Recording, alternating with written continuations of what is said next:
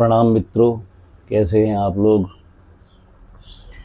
मित्रों, हम सभी बचपन से देवताओं की, राक्षसों की बहुत सारी कहानियाँ सुनते आए हैं और बहुत बार हमारे मन में ये प्रश्न भी उठता है कि वास्तव में क्या देवता और राक्षस होते हैं।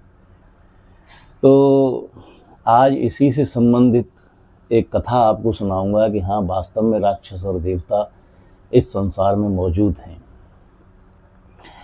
मूल रूप से राक्षस और देवता दोनों ही ऋषि काश्यप की संतान हैं और राक्षस उनमें जन्म से बड़े हैं, यानी राक्षसों का जन्म पहले हुआ था और देवताओं का जन्म बाद में हुआ था।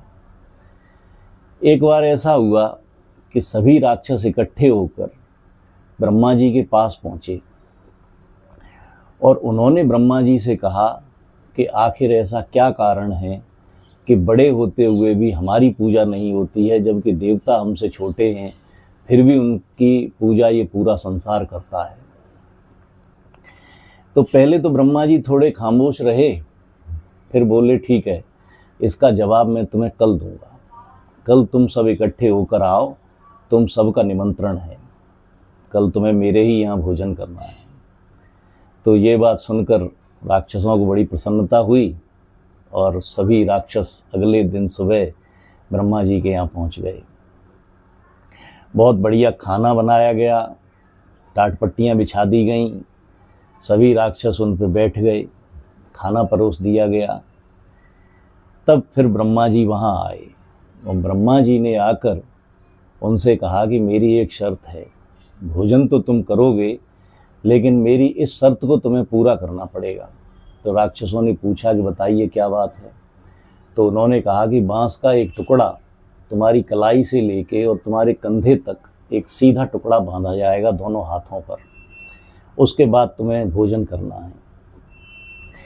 ये बात सुनकर राक्षसों ने कहा ठीक है, इसमें कोई ख़ास बात नहीं है, आप कर लीजिए ऐसा।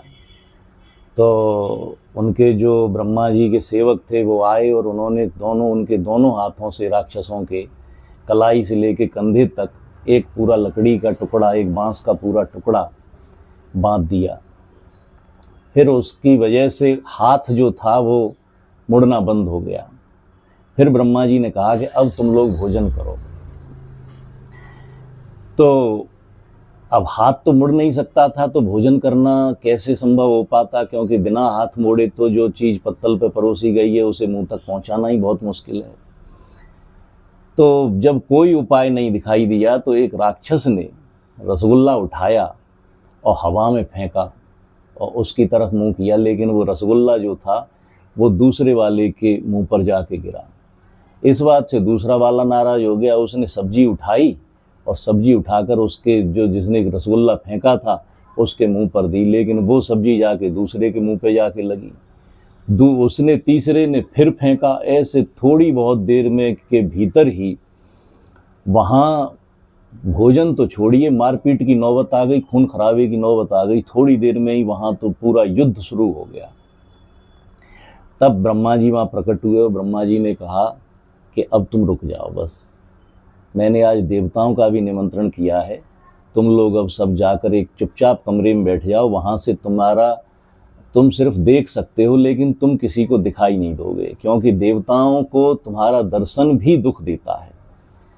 तो एक ऐसे कमरे में जिसमें शीशा लगा हुआ था उसमें जाकर राक्षसों को बिठा दिया गया। वे उस तरफ से देख सकते थे लेकिन इस तरफ से देवता उनको नहीं देख सकते थे। फिर देवताओं का निमंत्रण किया गया, पूरी चारों तरफ साफ सफाई करवा दी गई, एकदम साफ सुथरा करके टाटपट्टियाँ बिछा दी गईं, भोजन परोस दिया गया। और फिर ब्रह्मा जी प्रकट हुए। उन्होंने देवताओं से कहा कि अब भोजन करने से पहले मेरा एक नियम है, वो तुम्हें पूरा करना होगा। तो उन्होंने कहा हम तैयार हैं, बताइए। तो उन्होंने कहा बांस का एक टुकड़ा तुम्हारी कलाई और कंधे दोनों जगहों पे बांध दिया जाएगा जिससे तुम्हारा हाथ ना मुड़ पाए। उन्होंने कहा ठीक है, कोई बात नहीं। ऐसे हाथ बिल्कुल देवताओं के भी सीधे हो गए जैसे राक्षसों के सीधे थे। खाना पूरा परोस दिया गया। देवता जब उनसे कहा गया कि भोजन प्राप्त करो तो उन्होंने भगवान को स्मरण किया और एक देवता ने अपनी पत्तल पर जो रसगुल्ला परोसा गया था, जो मिठाई परोसी गई थी, वो सामने वाले को खिला दी, और सामने वाले ने अपनी पत्तल पर परोसा गया भोजन अपने सामने वाले को खिला दिया। ऐसे सब ने एक दूसरे को भोजन कराया और बाद में भगवान का नाम लेते हुए ब्रह्मा जी को धन्यवाद देते हुए देवता चले गए।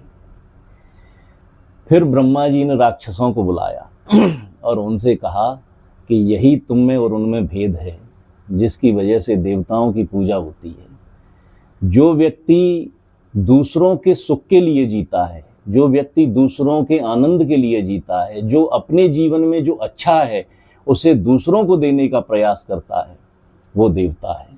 और जो सिर्फ अपने सुख की चिंता करता है, जिसके लिए उसका स्वयं का सुख ही सब कुछ है, उसके लिए सामने वाले को कितना भी दुख देना पड़े उसमें वो संकोच नहीं करता है, वही राक्षस है।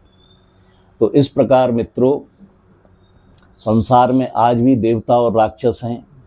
जो लोग दूसरों के कल्याण के लिए, दूसरों के हित के लिए, समाज को कुछ अच्छा देने के लिए जी रहे हैं, वे देवता हैं।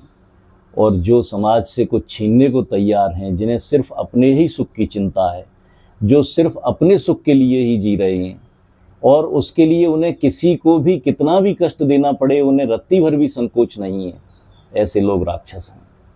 तो मित्रों, देवता और राक्षस सदा से ही इस धरती पर रहे हैं और सदा रहेंगे।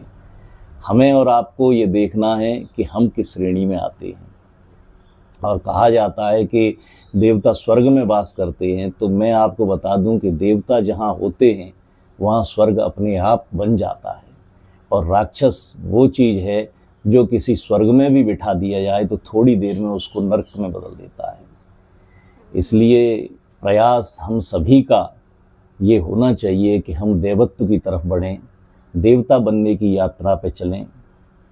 एक दोहा याद आता है, वृक्ष कबहु नहीं फल बखे, नदी न संचय नीर, परमारथ के कारणे साधुन धरा शरीर।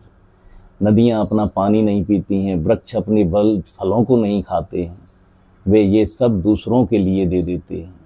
तो जिस व्यक्ति का जीवन दूसरों के कल्याण के लिए जो व्यक्ति जी रहा है, जिसका जीवन दूसरों के कल्याण के पथ पर खर्च हो रहा है, ऐसा व्यक्ति देवता है।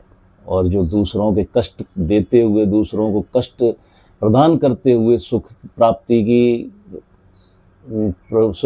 के मार्ग पर चल रहा है, वो राक्षस है। तो हम सभी को ये प्रयत्न करना चाहिए कि हम देवत्व की तरफ बढ़ें। बहुत बहुत धन्यवाद।